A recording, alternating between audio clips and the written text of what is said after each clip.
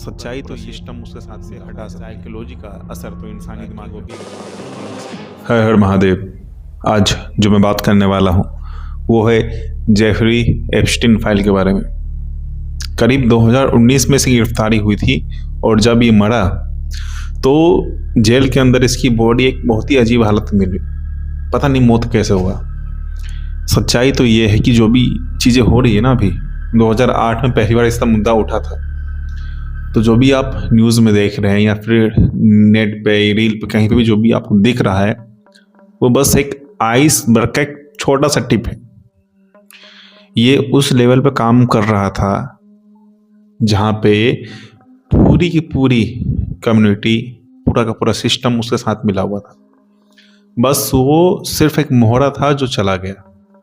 सच्चाई तो वो है कि जो इनके पीछे काम कर रहे हैं वो आज भी एक्टिव हैं और अपना काम अभी भी कर रहे हैं। Fabian Society, Order of 9 Angels, ऐसे कई सारे अंतर्राष्ट्रीय संगठन हैं जो पहले से ही काम कर रहे थे इस चीज़ के लिए। और साथ ही इंडिया में, विदेशों में भी कई सारे ऐसे कल्चर हैं जिसमें आपने सुना होगा शैतानी चर्च। इसकी खुद की एक आधिकारिक वेबसाइट है जहाँ पे आप अप्लाई करो। अप्लाई करने के बाद, इसके मेंबर बनने के बाद पता है ना क्या होता है उसके बाद? इंसानों को खाया जाता है। खुलेआम चीज़ें हो रही है। तो ये चीज़ें कहीं ना कहीं पहले से ही थी। अब क्यों आ रहा है ये सामने? अब रीज़न यही है, जब भी किसी देश का कुछ बदलाव करना होता है तो ये जो गोपनीय संगठन है ये करती क्या है? उस दबे हुए राजों को उठाती है, बाहर लाती है और जो भी उस समय सरकार बना रहता है उसे हटाती है। क्यों? क्योंकि उस सरकार को भी उसी ने बनाया था। यानी कि मैं कहना क्या चाहता हूँ साफ साफ, अभी की देश में कोई सी भी सरकार हो, कोई सा भी देश हो, जो सरकार अभी बनी हुई है वो भी उसी संगठन के द्वारा बनी है। लेकिन अगर ये सरकार उस संगठन की बात नहीं मानती तो किसी भी तरह से इसे हटा सकती है।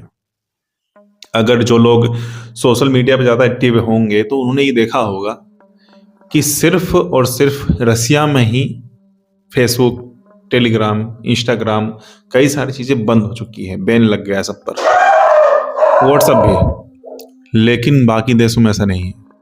कहीं ना कहीं रसिया के लोग जानते हैं कि इंसानी माइंड को, अरे साइकोलॉजी से कोई इंसान कैसे बच सकता है?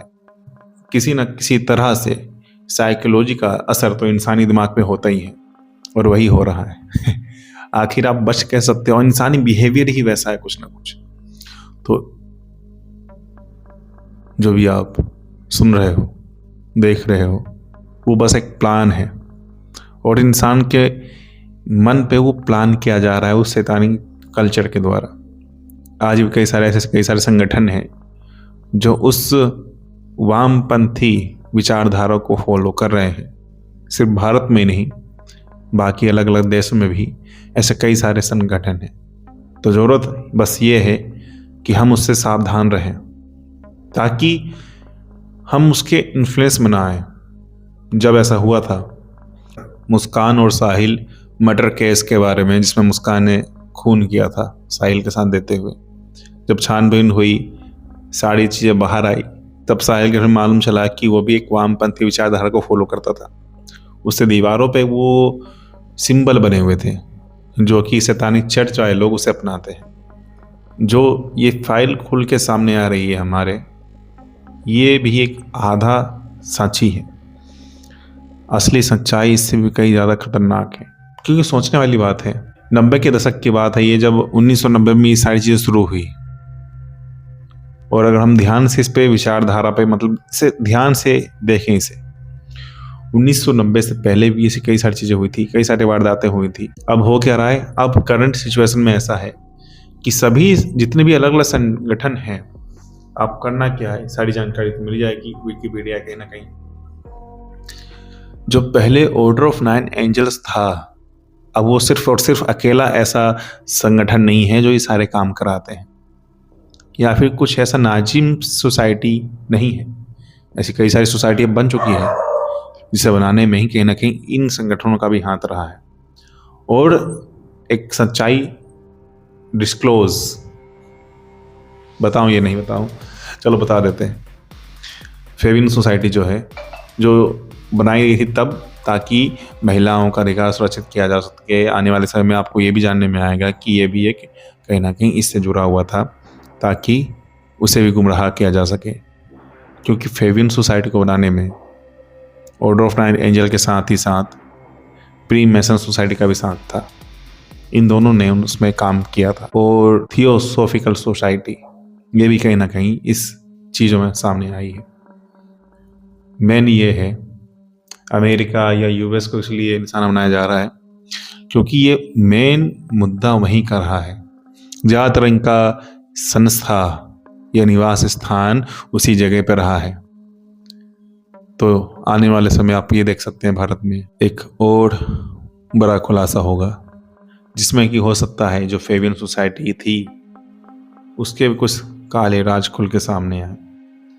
आखिर जेफरी एप्स्टीन ने ऐसा किया क्यों? क्योंकि वो भी एक वामपंथी विचारधारा से प्रभावित था। उसे भी बलि देनी थी, वही सारे रिचुअल फॉलो करने थे, उसे भी मांस खाना था।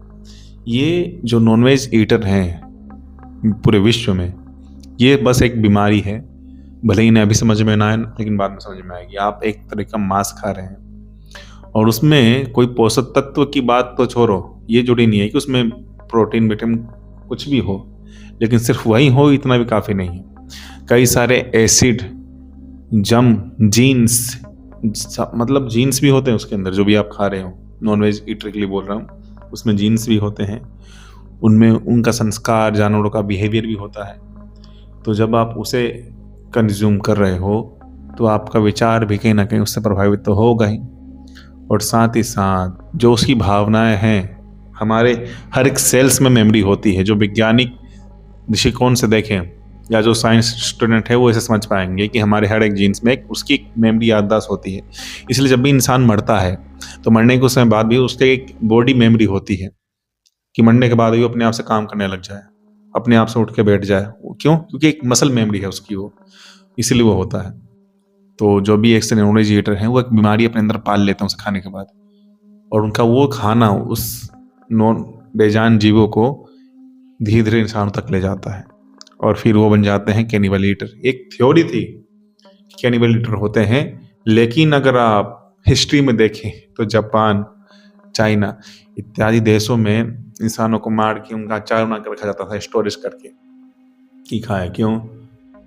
बीमारी लग गई ना।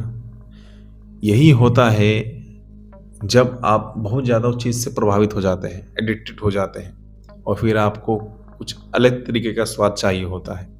और ये हुआ भी उन सभी लोगों के साथ जो भी जेफरी एप्स्टीन से जुड़े हुए थे। मिलता हूँ आपको किसी एक और विषय वीडियो में।